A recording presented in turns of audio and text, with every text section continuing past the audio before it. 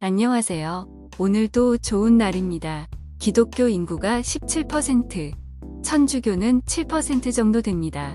즉, 한국에서 5명 중 1명은 기독교에 대해서 알고 있는 사람이라는 것입니다. 요즘은 더불어 살아가는 사회를 매우 중요시합니다. 개인의 인권도 매우 존중하는 추세지요. 함께 살아가려면 다른 사람을 이해하는 것이 먼저 필요한 것 같습니다. 그런 의미에서 기독교에 대해서 소개하려고 합니다. 어떤 집단이든 나라든 이해하려고 하면 그 나라의 명절을 보면 쉽게 이해할 수 있습니다. 그런 의미에서 기독교를 이해하기 위해 절기 명절을 살펴보려고 합니다. 가장 먼저 부활절입니다. 부활절은 예수님이 십자가에서 죽으셨다가 살아나신 것을 기념하는 절기입니다. 이것의 의미는 무엇일까요? 예를 들어 다음과 같이 설명할 수 있습니다. 식당에서 설거지하는 중국 청두에 사는 A씨라는 여성이 있습니다. A씨는 설거지를 하러 식당으로 매일 출근했습니다. 어느 날 A씨는 일을 준비하면서 직원들과 대화를 했습니다. A씨는 자신은 100평 넘는 큰 정원이 있는 주택에 사는데 돈이 없어서 이 일을 하는 것은 아니라고 말했습니다. 동료 직원들은 그 말을 믿지 않았습니다. 그러자 A씨는 자신의 말이 믿기지 않으면 자신을 데려다 주고 데려가는 차 가격만 3억 9천만 원인 벤틀리인데 그것을 보여줄 수 있다고 말했습니다. 며칠 후 출근해서 동료들과 일을 준비하다가 다시 그 이야기가 나왔습니다. A씨가 바깥을 보니 자신의 딸이 탄 벤틀리가 아직 출발하지 않고 그 자리에 있었습니다. A씨는 함께 일하는 동료들을 데리고 바깥으로 나갔습니다. 그리고 벤틀리로 다가갔습니다. 그러자 문이 열리고 어떤 젊은 여성이 차에서 내렸습니다. 그리고 A씨를 향해서 다가오면서 말했습니다. 엄마, 무슨 일 있으세요?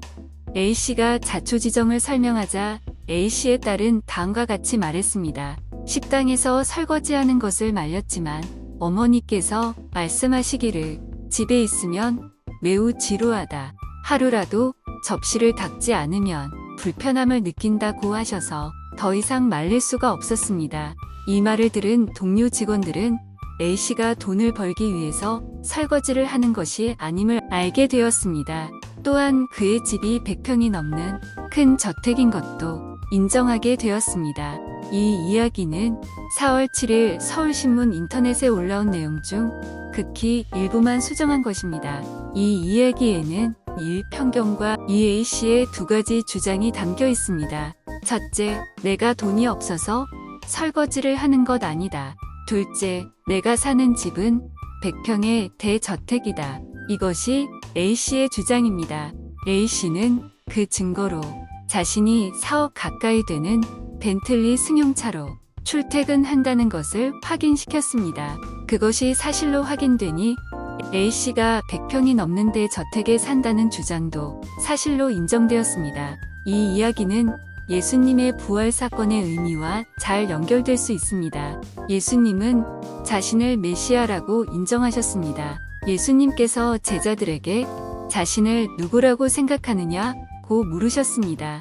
그러자 제자들 중 한 사람인 베드로가 주는 그리스도시여 살아계신 하나님의 아들이시니이다 라고 대답합니다. 베드로는 예수님이 그리스도, 즉 메시아이신 것을 고백한 것입니다. 그러자 예수님은 내가 복이 있도다. 이를 내게 알게 한 이는 혈육이 아니요 하늘에 계신 내 아버지시니라 대답하셨습니다. 이 내용을 요약하면 제자 중 하나인 베드로가 예수님을 그리스도, 즉 메시아라고 이야기했고 그 말씀에 대해 예수님께서는 그렇다고 말씀하신 것입니다. 예수님의 정체는 바로 메시아입니다. 이것은 예수님의 주장입니다. 마치 이것은 A씨가 100평 대저택에 살고 돈이 없어서 설거지를 하고 있는 것은 아니라는 이야기와 같습니다. 그리고 예수님은 계속해서 이야기를 이어가시는데 자신이 앞으로 어떻게 될 것인가에 대해 말씀하십니다. 예수님께서 예루살렘에 올라가 장로들과 대제사장들과 서기관들에게 많은 고난을 받고 죽임을 당한다고 말씀하십니다. 이 말을 들은 베드로가 말합니다. 이 일이 결코 주께 미치지 아니하리이다. 베드로가 생각할 때 예수님이 메시아라면 십자가에 죽는 일 따위는 결코 일어날 수 없습니다. 왜냐하면 그 당시에 이스라엘 백성들 사이에 널리 퍼진 메시아에 관한 이야기, 즉 메시아가 오시면 하시는 일은 이스라엘을 강력하고 부강한 나라로 만들어서 이웃 나라를 정복하고 그들에게 하나님을 알리는 것이었기 때문입니다. 그런데 아직 로마 식민지 상태에서 벗어나지도 못했는데 메시아인 예수님께서 십자가에서 돌아가신다. 말도 안 되는 이야기입니다. 이것은 그 당시 이스라엘 백성들의 편견입니다. 마치 이것은 앞의 이야기에서 식당에서 설거지하는 아주머니가 100평이 넘는 큰 저택에 살고 돈이 없어서 식당 일을 하는 것이 아니라고 했을 때 동료들이 믿지 않았던 것과 같은 이야기입니다. 메시아로서 예수님이 인간의 죄를 대신 지고 십자가에 죽으신다는 사실을 믿지 않는 제자들에게 그 증거로 다시 살아나실 것을 말씀하십니다.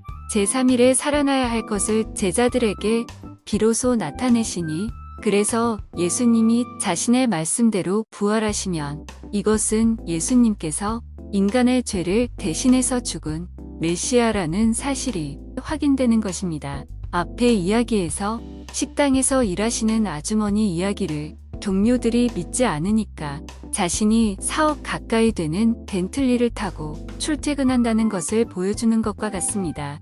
이처럼 예수님의 부활은 단순히 예수님이 사셨다는 것을 말하는 것이 아닙니다. 메시아는 그들이 알고 있던 것처럼 이스라엘 나라를 강하고 부하게 만들어서 이웃 나라를 정복하는 그런 자가 아니고 인간의 죄를 대신 담당하고 돌아가신 분이라는 것을 확증하는 사건입니다.